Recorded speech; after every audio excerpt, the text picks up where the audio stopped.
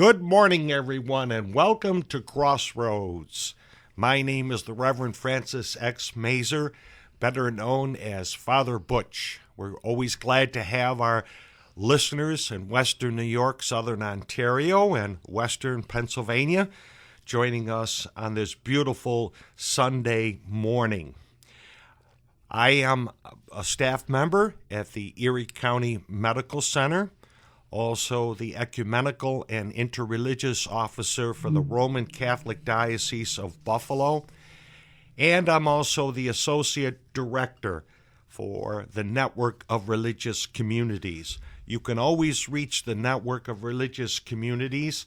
Go to our website, www.religiousnet.org.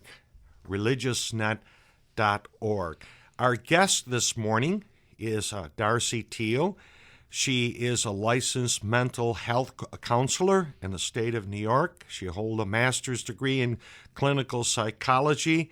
She has been doing couple and family therapy in the West Seneca area since the mid-1990s. She has a personal story to tell us today about her life and also about her husband Tim, and a whole process of emotions and feelings that developed in her life with the loss of her husband, Tim. Good morning, Darcy. Good morning, Father Butch. We're glad to have you here today. Tell us a little bit about your story, your background. You're a therapist, you're a counselor, you're an author, you're a speaker as well. Yeah, I have been a therapist in private practice since the mid-90s, like you were saying, and I did not necessarily know that someday I would be an author, but my book came out last March, and Bitter and Sweet, A Family's Journey with Cancer, and that idea was born through the life experiences we had. In 2010, my husband, Tim, had some weird sensations in his side that didn't go away. And we went to the doctors, and they scheduled in May a gallbladder removal, which is a pretty simple, fairly common operation. Lots of people have outpatient surgery, in on Friday, back to work on Monday kind of thing. And when he went in for his surgery, the surgeon was surprised to find that Tim actually had cancer and was unable to remove his gallbladder, and that pretty much radically changed our lives, turned them around. So it was very unexpected, and he had 5 months after that before he passed away. And while we were going through all of those changes, we were made aware of a website called Caring Bridge, which is kind of like a blog, although back in 2010 we didn't call them blogs. Correct.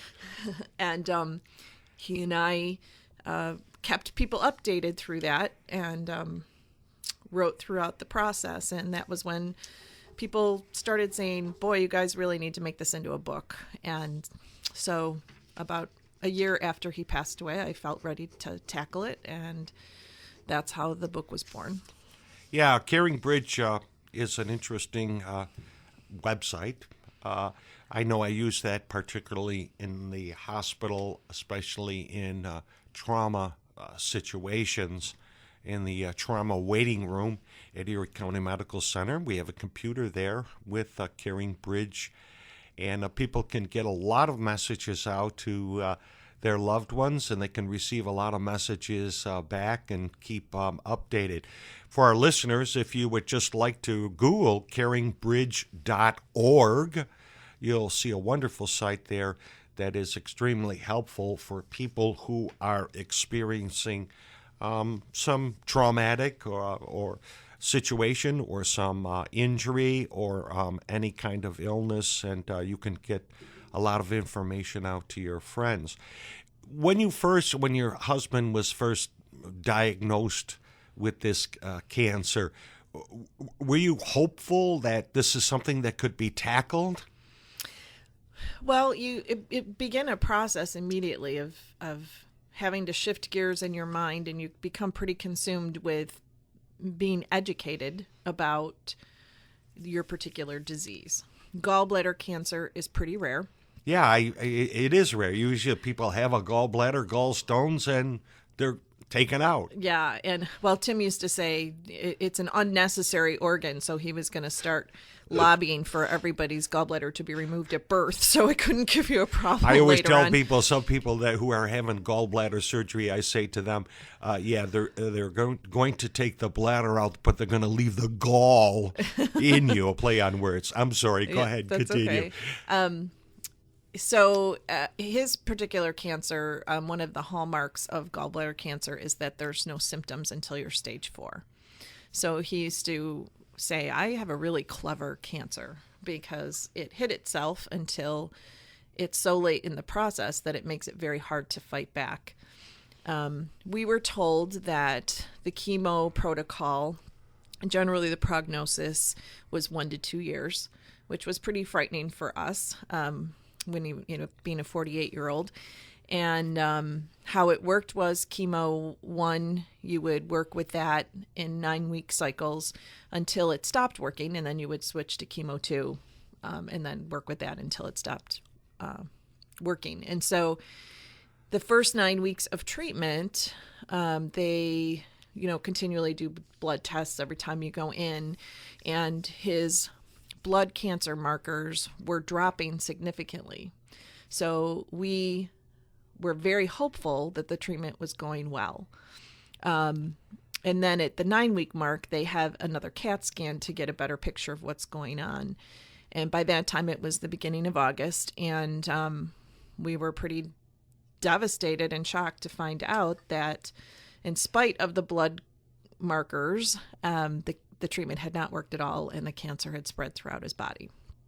So that was a pretty tough blow, and we had to recalibrate again. I think Tim actually took it pretty hard, and the kind of roller coaster you live on, we got that news on a Friday. By Monday, Tim was hospitalized at Roswell because he had become unresponsive. And I was told at that point that he might rally within 24 hours or that could be it. And he did rally, thankfully, and was back to work full time on that Friday. Okay. So, and here you are as a therapist, a religious person as well, a believer. Those questions like, why is this happening to me, come up, or why is this happening to us? Those kind of emotions, or wondering, and then you have some children, and their feelings.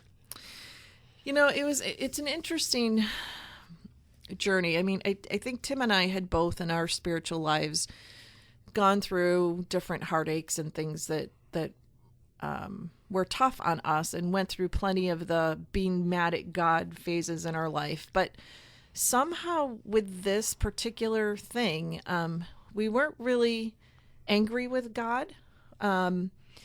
We were very it was very clear to us that we were going through this because cancer is a vicious disease. And, we named the book Bitter and Sweet because that was our mantra. It was such a horrifying time of our lives. I know our lives were just a nightmare every day, but at the same time, it was a really beautiful experience for us. The way that our community and our church and our family and our friends rallied around us, it was hard to be angry because there was so much love and sacrifice poured out on us. I do have to admit that after Tim died, and I continued to journal for another year after that, going back and looking at those entries, there was a lot more anger for me. It was a lot harder for me to find the gifts and the blessings alongside the trauma. And I think just because, at least when there was a battle, there was still a battle. And once it was over, it was tougher. But if you've just joined us this morning, we're speaking with Darcy Thiel, who is a licensed mental health counselor in the state of New York. She has a master's degree in clinical psychology. She is a therapist, a mom, a faith-filled believer, and also author of a book called Bitter and Sweet, A Family's Journey with Cancer. And tell us how the book developed. Were you taking notes as this is going along, or were you journaling, or? When we first found out about the Caring Bridge site, I was pretty overwhelmed at the thought of trying to research something because we were so engrossed in trying to be educated about treatment and disease and all of that stuff. But after like the fifth time somebody told me to check it out, I decided I better. And when you're going through those kinds of issues, the people around you really need and want to know what's going on. They're concerned, they care, they love you, they want to help. But it's impossible to keep in touch with everybody and keep everyone informed. And so Caring Bridge really became a lifesaver for us. It enabled us to go on there, write about what happened. Sometimes a couple times a day we do journal entries, sometimes maybe just once a week or whatever. But whenever we went to appointments or we were struggling with different things, we were able to write about it. And then people could go on when it was convenient for them and stay updated with us. And that also enabled them to know what we needed and were able to really reach out and help us. There's another website that I think is really important, and that's carecalendar.org. And what that is, it's a website that's literally a calendar. And one of our friends offered to be the administrator for it. And what they do is they set up this calendar that has anything you could possibly need written on it. And so once we opened ourselves up to that, we never cooked another meal. We never had to go grocery shopping. We never cleaned our house again. Everyone just took care of those things. And how the site works is you go on as a person, Sue Smith says, oh, I wonder how Tim and Darcy are doing. And they go on the care calendar and they're like, oh, they need dinner on Tuesday. So they sign up and they say, we'll bring Tim and Darcy lasagna on Tuesday. And then Tuesday morning, the program sends her an email and reminds her. And then the program would send us an email and say, hey, Sue Smith is bringing you lasagna at 6 o'clock tonight. So that kind of stuff was just invaluable because we didn't have to worry about all those other pieces. We were able to concentrate more on treatment and spending time together as a family and all of those things. I remember about, this is almost 40 years ago, when a friend of mine was in a terrible car accident. Mother, his husband, several children, and she was in the hospital over a year. She rebounded and came back, but that's a long time for the family to cope with that, injuries from a car accident. And this is before there were any websites, obviously. Mm-hmm. And I distinctly remember their house. It was that clapboard. It needed painting. And a whole bunch of guys and ladies organized themselves and painted the whole house. But in those days, it was just by word of mouth. And it was the faith community, the mm-hmm. church that they belonged to, that just kind of organized everything. People just took charge and said, give me a call. In those days, they just used the telephone. Mm-hmm. And the women and men were calling each other, and kids were going to school, and they had to be taken care of. Family did what they could, but, to pick up to make sure they're at the bus stop and going to school and make sure they had a healthy lunch and all that, it took a lot of effort. And to this very day, those kind of people still rally around that family. That was their whole support system. But today with these websites, it's wonderful.